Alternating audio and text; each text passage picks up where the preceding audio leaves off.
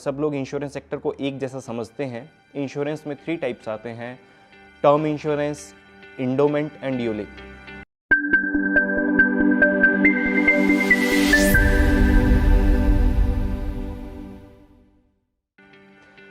कोविड-19 के बाद इंश्योरेंस में बूम आया है, लेकिन हम में से बहुत से लोग कुछ मिस्टेक्स करते हैं इंश्योरेंस लेने में, जिसके कारण वो अपनी हार्ड अर्न इन्वेस्टमेंट्स को वेस्ट कर देते हैं। सो हार्ड अर्न इन्वेस्टमेंट को आप बचा सकते हैं और एक इंश्योरेंस का फ़ायदा तभी ले सकते हैं जब आपको इंश्योरेंस के कुछ बेसिक्स के साथ जब आप इन टच रहेंगे। इंश्योरेंस एजेंट्स कई बार अपनी कमीशन से कंसर्न्ड होते हैं, वो आपको वो चीज़ नहीं बेच पाते जिसकी एक्चुअल में आपको ज़रूरत है। टर्म इंश्योरेंस एक इस तरह का इंश्योरेंस है जिसमें जो एक एक्चुअल एक इंश्योरेंस जिसे हम कह सकते हैं, टर्म इंश्योरेंस में आप पे करते हैं अपने कवर के लिए।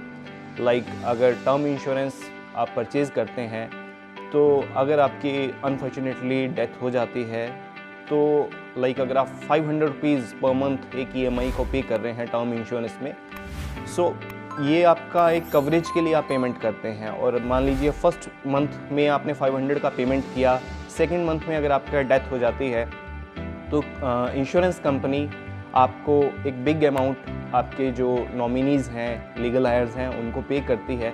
इसे हम प्रॉपरली एक इंश्योरेंस कवर कह सकते हैं, जो बेसिकली सबसे बेस्ट इन्वेस्टमेंट है इंश्योरेंस में। टर्म प्लान इसे आप कह सकते हो। इंडोमेंट प्लान, जैसा कि मैंने बताया, इंडोमेंट प्लान सेकंड प्लान है।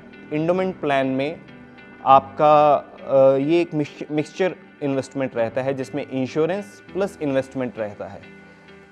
इस प्लान में, इंडोमेंट में, लाइक जो आप पे करते हैं, आपको वो एक लमसम अमाउंट कंपनी पे कर देती है कुछ एक ईयर्स के बाद, बट ये इंश्योरेंस प्रॉपर इंश्योरेंस नहीं होता। So endowment is a mixture of investment and insurance. Third insurance हम बोलते हैं यूलिप को। यूलिप में आपका जो इंश्योरेंस का पैसा है ये भी मिक्सचर में ही आता है, इन्वेस्टमेंट प्लस इंश्योरेंस, पर यूलिप में आपका पैसा मार्केट पे भी लगता है। सो यूलिप जब आप परचेज़ करते हैं, यूलिप इंश्योरेंस को जब आप परचेज़ करते हैं, आप अपना मार्केट में जो पैसा लगाते हैं वो आप अपना, इसे आप एक बेस्ट इन्वेस्टमेंट भी नहीं बोल सकते और बेस्ट इंश्योरेंस भी नहीं बोल सकते। क्या मिस्टेक्स हैं जो हम इंश्योरेंस लेते टाइम करते हैं और जो हमें अवॉइड करनी चाहिए? सबसे पहली मिस्टेक ये करते हैं कि हम टर्म इंश्योरेंस नहीं खरीदते। सबसे पहली चीज़, अगर आप इंश्योरेंस पे फोकस करते हैं और आप इंश्योरेंस बेसिकली अगर एक फैमिली के लिए लेना चाहते हैं, अगर आपके पास आपके ऊपर डिपेंडेंट्स हैं, तो आपको टर्म इंश्योरेंस को परचेज़ करना है जो एक प्रॉपर इंश्योरेंस रहता है। और सेकंड मिस्टेक वो कर रहे हैं इंश्योरेंस सेक्टर में, वो मिस्टेक हम ये कर रहे हैं कि हम अपना सेटलमेंट क्लेम रेशो कंपनीज़ का चेक नहीं करते हैं। सेटलमेंट क्लेम रेशो एक वो रेशो होता है जो कंपनी आपकी पेडअप को, लाइक आपने जो इंश्योरेंस किया है, आपने जो इंश्योरेंस का कवर पे किया है या जो प्रीमियम पे किया है, आपको पे बैक करती है। सो आपको सबसे पहले कि आपको कौन सी राइट कंपनी में जाना है, किस कंपनी से आपको इंश्योरेंस परचेज़ करना चाहिए, इसके लिए आपको कंपनीज़ का सेटलमेंट क्लेम रेशो चेक करना पड़ेगा। जिस कंपनी का सेटलमेंट क्लेम रेशो सबसे अच्छा है, आपको चाहिए कि आप उस कंपनी में इन्वेस्ट करें। और थर्ड मिस्टेक जो हम लोग कर रहे हैं, हम एक सही एक्सपर्ट को नहीं चुनते इंश्योरेंस के लिए।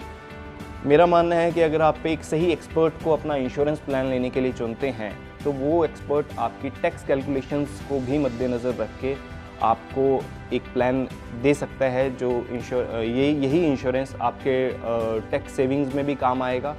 लाइक कई लोग इंश्योरेंस परचेज़ करते हैं टैक्स सेविंग्स को मद्देनज़र रखते हुए, लेकिन हम में से काफ़ी लोग इस चीज़ को मिस कर देते हैं कि केवल 1,50,000 का ही टैक्स कवरेज आपको अंडर सेक्शन 80C इंश्योरेंस के अगेंस्ट मिलेगा।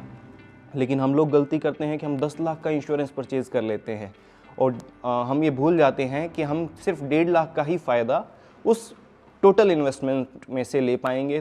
तो आशा करते हैं कि दी हुई जानकारी आपके काम आएगी और भविष्य में आप इस जानकारी का सही लाभ अपने इंश्योरेंस के लिए उठा पाएंगे। धन्यवाद।